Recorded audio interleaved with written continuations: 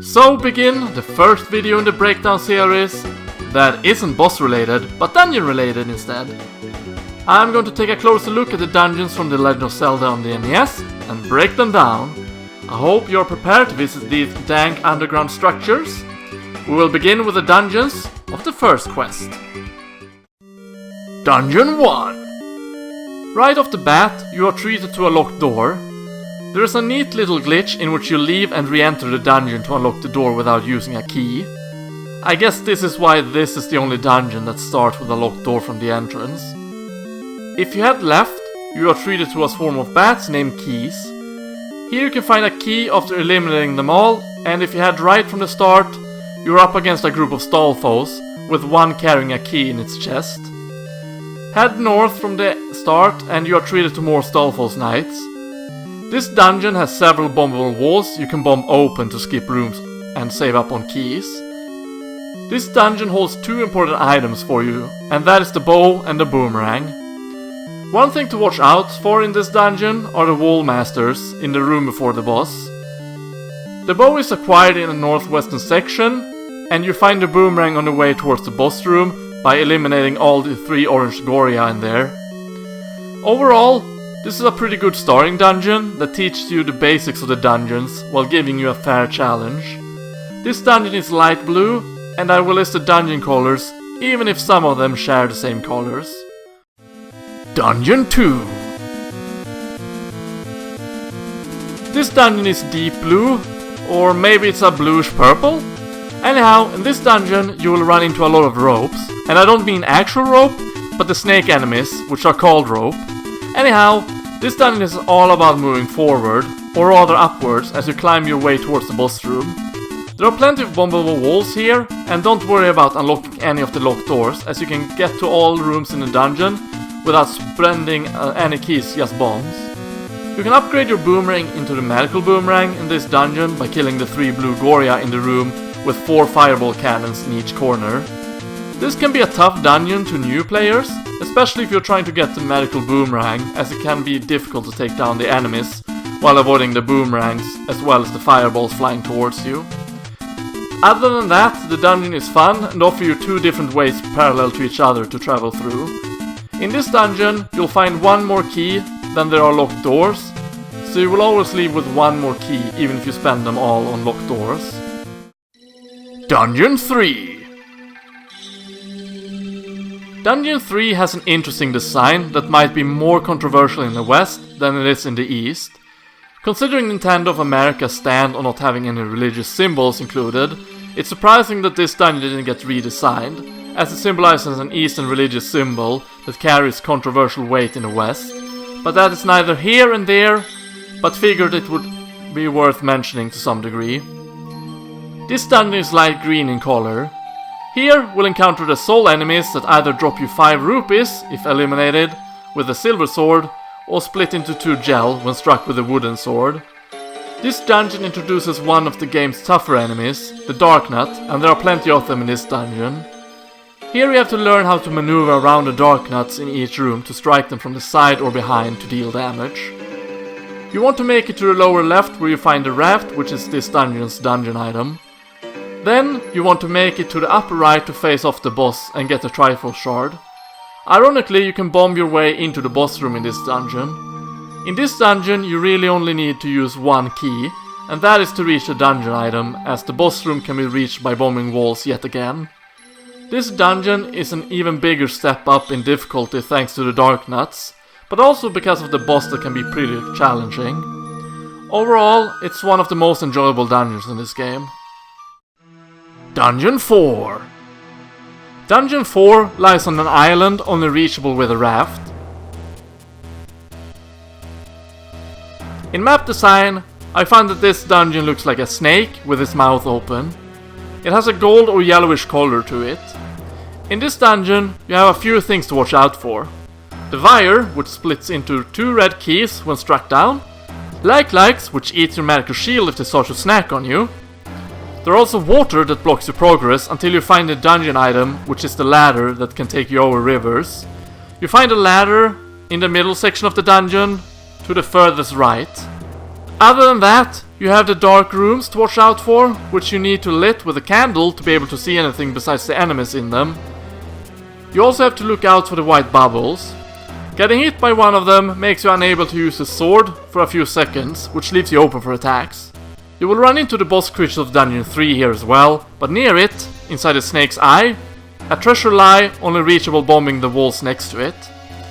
The boss in this dungeon can be difficult if you are unprepared and aren't good at dodging projectiles. Something I enjoy about the dungeons in the first quest is that they get progressively more difficult, at least up to a certain point. It's a fun dungeon to get through, even if it's mostly linear, with several rooms being able to be skipped by bombing walls. Dungeon 5. You can find this dungeon on top of a hill you have to pass 3 times to enter. This dungeon is all green and you will run into several fiends here. The first enemy you will run into are either the Gibdo to the north or the Pulse Voice to the east. The Gibdos are mummies you can easily stun with a boomerang, but you have to be careful not to get hit as they hurt a lot. The Pulse Voice takes forever to kill with a sword, but can be one-shotted with arrows. They also enjoy jumping around a lot. The worst adversary you'll run into in this dungeon are the blue Darknuts, which, like their orange counterpart, can only be hurt from the sides or behind. They take a lot of hits and dishes out a lot of damage as well. In order to get the dungeon item, which is the recorder, you need to head as far southwest as you can in the dungeon and fight off all the Darknuts to reach the top side of the dungeon, where you'll find the recorder as well as the bomb upgrades for 100 rupees.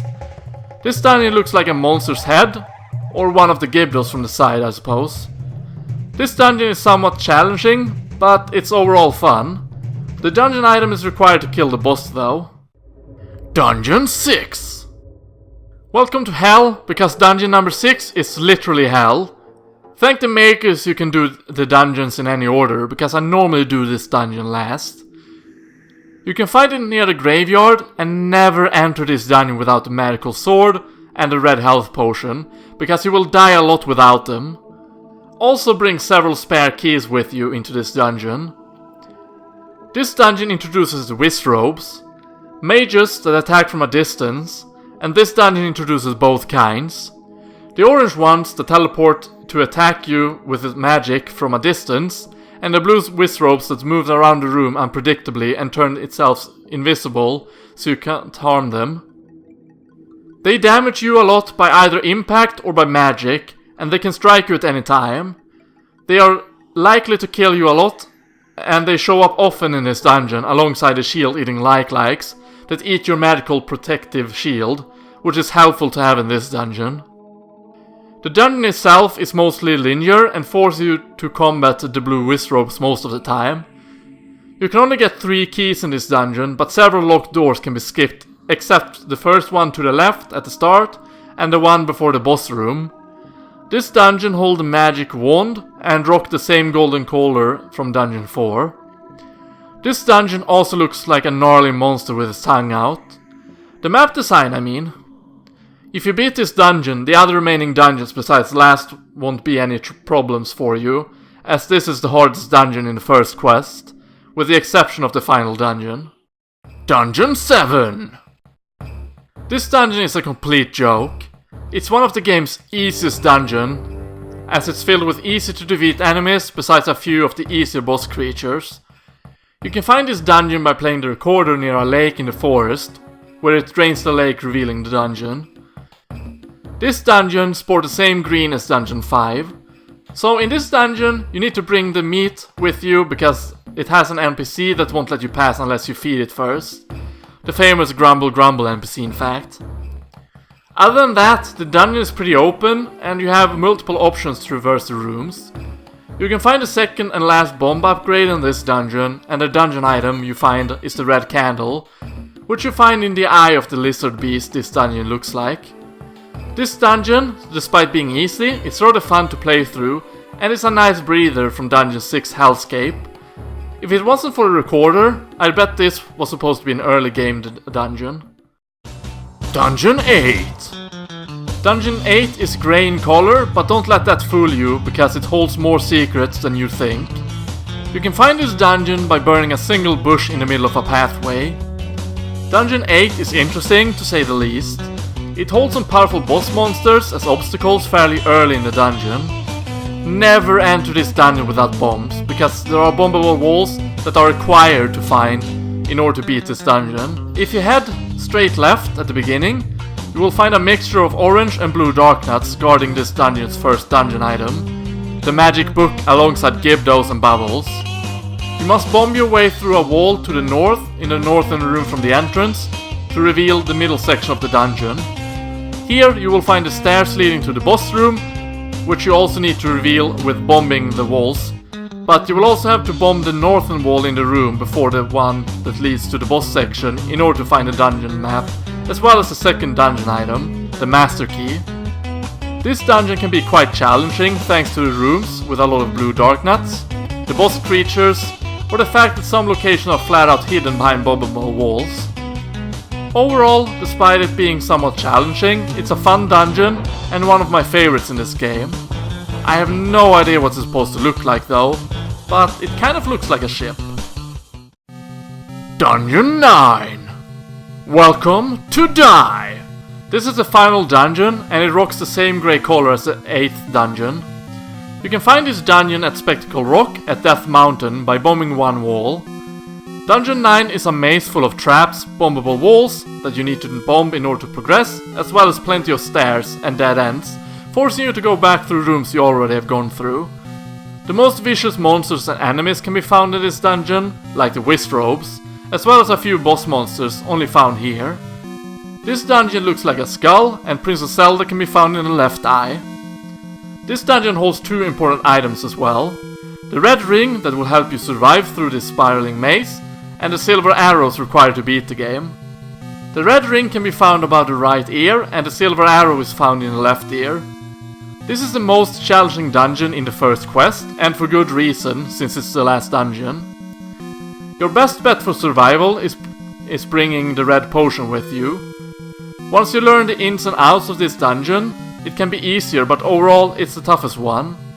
It has its own unique theme, unlike the previous 8 dungeons as well. It's a fun dungeon that tests you on all your skills, which makes it a lot more enjoyable, which is why I absolutely love this dungeon. There we go, that's all of the dungeons, but we aren't done just yet, as our breakdown is not over. Join me next time when I break down the dungeons from the second quest. Hello everyone, thank you very much for watching this dungeon breakout, the very first one of the first quest dungeons.